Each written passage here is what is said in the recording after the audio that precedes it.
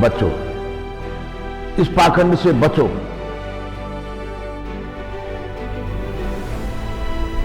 इस अंधविश्वास से बचो। तुम उस परमात्मा पर भरोसा करो। यदि तुम में जरा भी अध्यात्म है तो उस भगवान पर भरोसा करो जो सबके लिए, सब जगह पर, सब समय पर है। तुम्हारी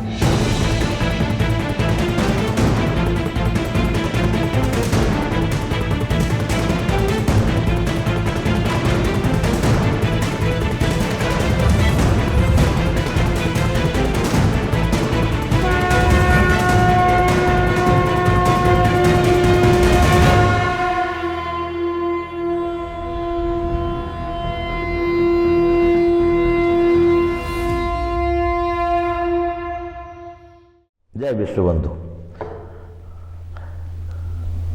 कल हमको किसी ने प्रश्न किया कि आपने एक नया नाम दे दिया, जय विश्वबंधु। हमने कहा हमसे पहले लाखों लोग नाम दे चुके हैं, जिसको जो अच्छा दे दिए। तो हमको उन्होंने पूछा कि विश्वबंधु क्या है? हमने कहा भगवान। मतलब विश्वबंधु भगवान? हाँ, भगवान के ही पर्यायवाची शब्दों में से एक शब्द है विश्वबंधु। अब हमसे कहे लोग आप तो वैष्णव साधु हैं, रामानंदी साधु हैं, आप तो राम राम बोलने वाले साधु हैं। हमने कहा बिल्कुल सही है, वही है। जय विश्वबंधु क्यों बोल रहे हैं? हमने कहा हमने अपने राम को ही विश्वबंधु संज्ञा दे दी है। वहां अयोध्या में जब विश्वामित्र जी आकर के राम जी को लेके गए जनकपुर, तो वहां राजा जनक ने उनको प्रश्न किया कि महाराज ये लोग कौन हैं? और मुझे ऐसा अनुमान लग रहा है कि ये कोई या किसी ऋषि मुनि के तिलक हैं या किसी राजा के कुल के ये पुत्र हैं, कौन है? तो विश्वामित्र जी ने सूक्ष्म एक जवाब दे दिया, इनके नाम अनेक नहीं। ये वशिष्ठ जी ने नामकरण के समय पर वशिष्ठ जी ने कहा है राम जी के नाम को रखने से पहले, इनके नाम अनेक अनूपा, मैं नृप कहूं स्वमते अनुरूपा। इनके तो नाम वैसे अनेक और अनुपम है, परंतु मैं अपनी बुद्धि के अनुसार मैं तुमको नाम बता रहा हूं। तो अनेक अनुपा, इनके नाम अनेकों हैं, अनुपम भी है। इसलिए अनेक में से हमने मान लिया कि ये एक ये नाम जो है विश्वबंधु। विश्वबंधु हमको अच्छा लगता है। मेरे भाइयों, मेरे मित्रों, मेरे बंधुओं, जब तक हम विश्व में बंधुत्व की भावना नहीं लाएंगे, तब तक यहां मानव आनंद और शांति से नहीं जी पाएंगे। आज आप देख तो रहे हो,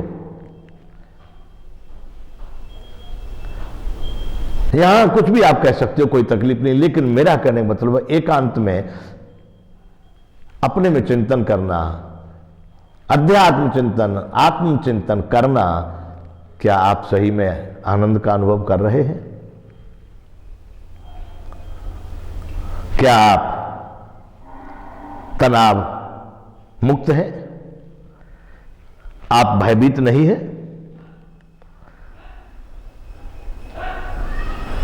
आप यहां दबाव में जीवन नहीं जी रहे?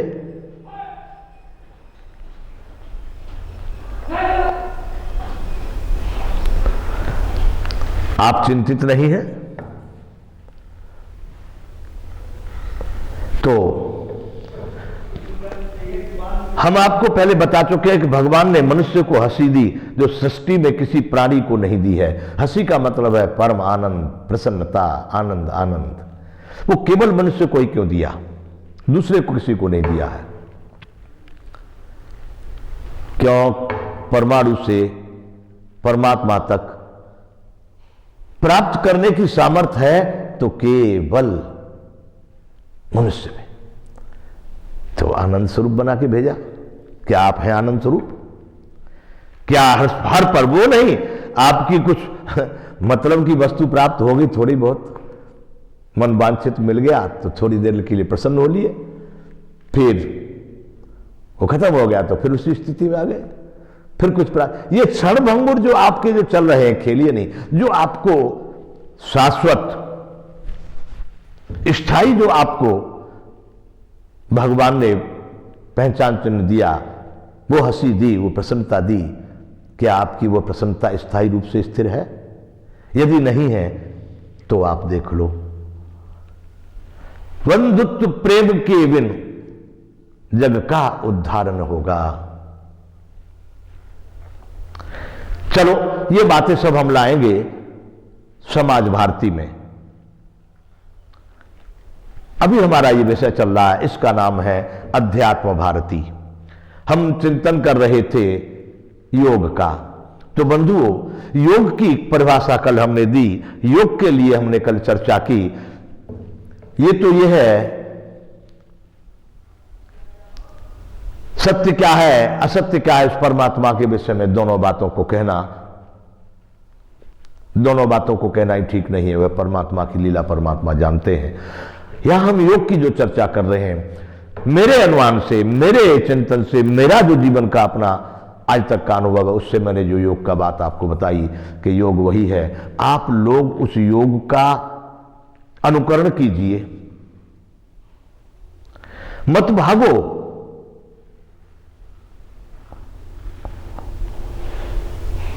वैसे योगियों के चक्कर में कि तुम्हारे भोग भी तुमसे छिन जाए।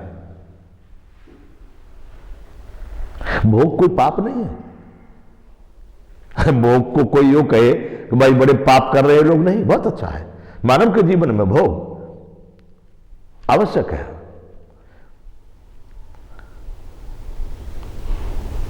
इस संसार में सांसारिक जीवन जीने के लिए भोग आवश्यक है, आनंद की चीज भी है, लेकिन वो पूर्ण नहीं है।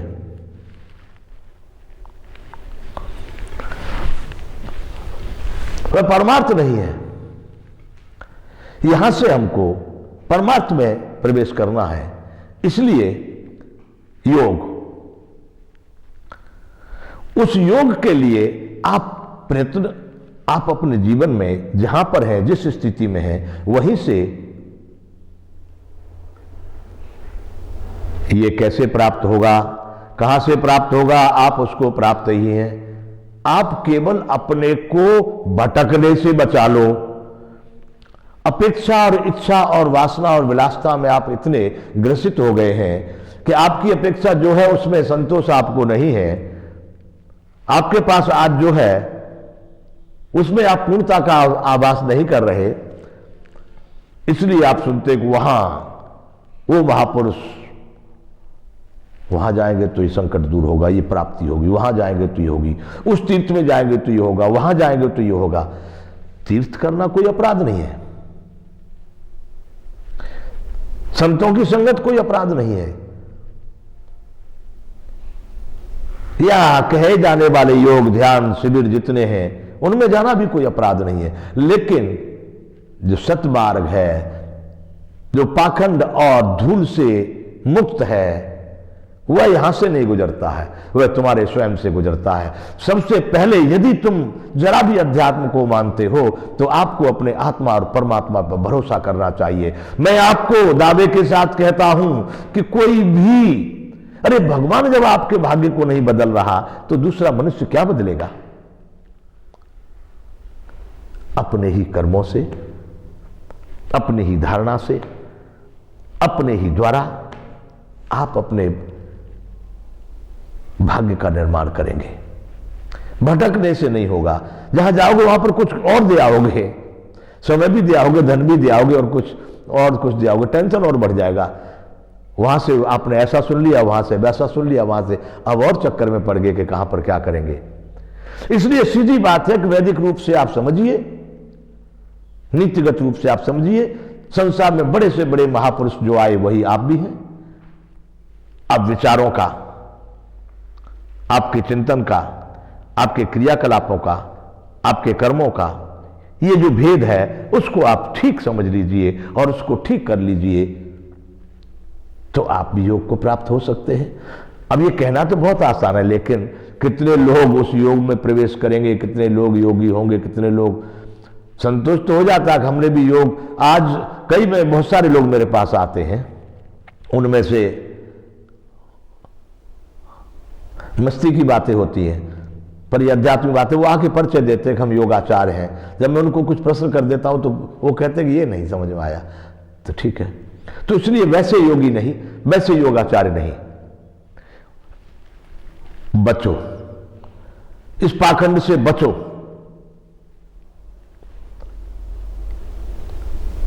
इस अंधविश्वास से बचो, तुम उस परमात्मा पर भरोसा करो। यदि तुम में जरा भी अध्यात्म है तो उस भगवान पर भरोसा करो जो सबके लिए, सब जगह पर, सब समय पर है, तुम्हारे लिए नहीं है।